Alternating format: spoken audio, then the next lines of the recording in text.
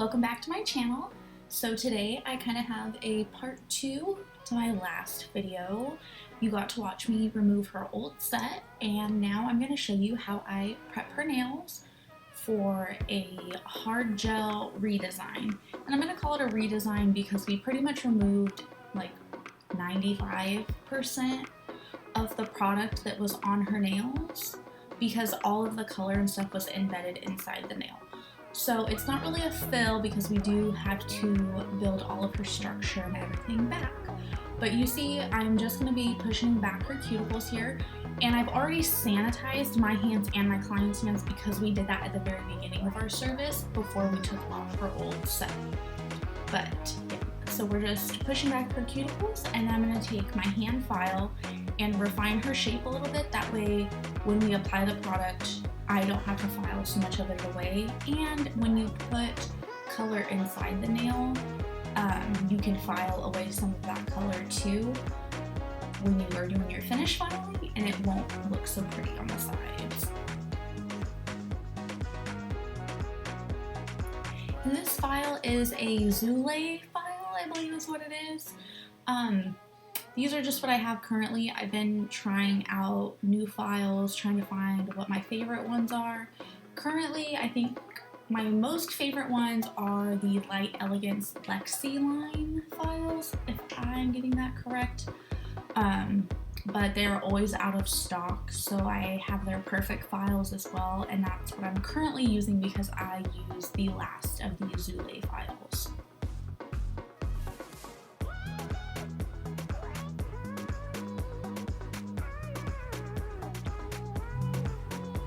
And as I said in the last video too, how I am not so worried about there being a little bit of color left around the edges. This right here is why. When I come through with my hand file, anything that's left on the sidewalls and free edge is going to get filed away. And then once I go in with my sanding band, any remaining color will be gone.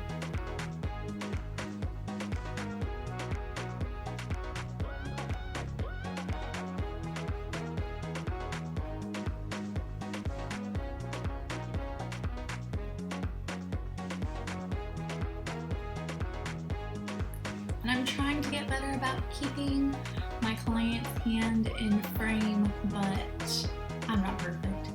And I'm really working, so I do mess up, and I do apologize for that.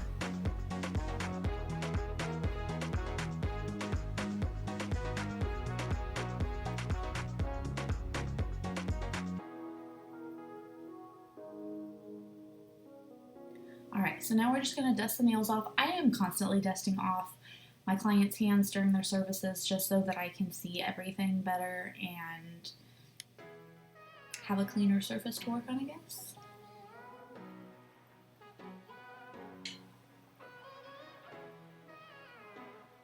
And these are her natural nails that you can tell. She has no extensions on them currently. Every once in a while we'll cut them down, or depending on the design we might cut them down and sculpt them back out, but right now these are just her natural nails, so it's technically an overlay. Alright, so now I'm just going to go in with my 150 grit Zebra sanding band, and I do take this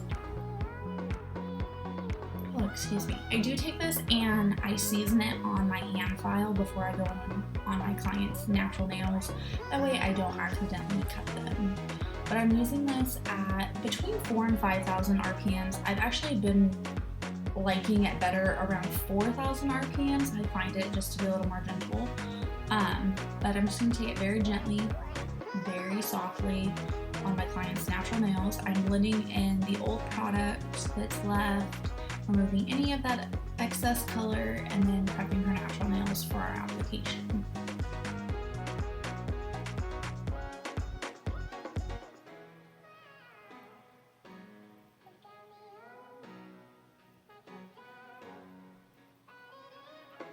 What do you think is your hardest or most difficult to learn part of prep? What takes you the longest? What's the hardest for you to get down? I totally want to know. Let me know down below in the comments and we can talk about it. I think that prep, let's see. I don't know. because I think it all goes together, but I'm not afraid of using cuticle nippers anymore, which I used to be. It doesn't really scare me anymore, but sometimes I think I could probably trim away a little bit more than I do, and I might have a cleaner area. Do you use cuticle nippers, or are you someone who doesn't use them at all? When I started, I was also always using one of the ball bits to go around the cuticles, but now I only use that if my client has very dry or like calloused cuticle area. I don't find it necessary on every single service. This is also sped up a little bit. I know I didn't mention that yet. I did speed it up just a little bit so that it wasn't so long. I feel like most of this isn't totally necessary to be in real time.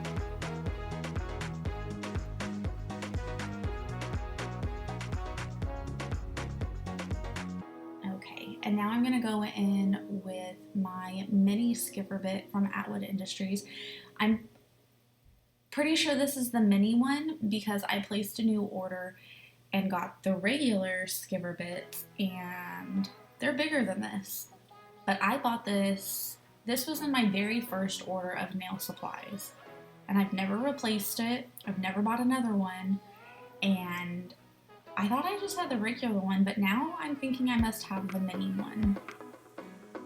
But I enjoy both of them. I actually use the regular skipper bit in almost all of my services now. I don't reach for the mini one so much. I have my drill on the same speed, so 4,000 to 5,000 RPMs, and I start going from right to left around the cuticle area on all 10 fingers, and then I'll flip my drill into reverse and go from left to right on all 10 fingers. And dusting them off again. Now I can see anything that needs to be trimmed away with the cuticle nippers. That was just some alcohol and a manicure brush to wipe them away. I don't think she really needed much trimmed. And so the alcohol is actually like the first step in prep, I guess, after filing. So I go in with alcohol spray, and then I just go in with some acetone on a lint-free wipe. And now my nails are prepped. And here we go with the other hand, dusting those ones off, alcohol, swipe that away.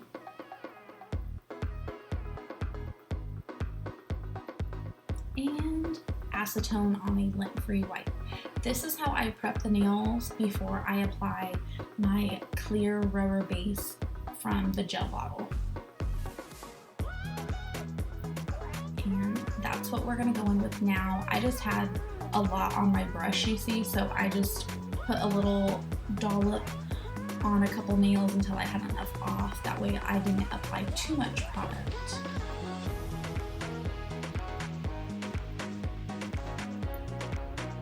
It isn't necessary to apply this over the entire nail when it's a fill or a redesign, but because we took them down so low, I'm pretty much covering all of it. You just want to make sure that any natural nail that is exposed is being coated in your base product. Once I have applied the clear rubber base to all of the nails, I will go ahead and have my client put her hands in the lamp. And this probably, I don't actually know what this says it needs to cure for, because I don't usually press like a time when my clients put their hands in. I just have them put one hand in while I work on the other one and then go back and forth, because it's always enough time while I'm applying the product to the other hand.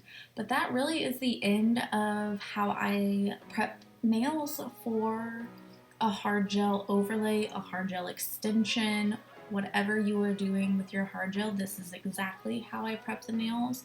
I have great results with this. You've seen, if you watched the last video, they were extremely grown out, probably at least a month, and she had no lifting. So I just want to say thank you so much for watching this video. I hope that you learned something and it may have helped you. Go ahead and comment, subscribe, like the video, whatever you want to do, and I'll see you in the next one.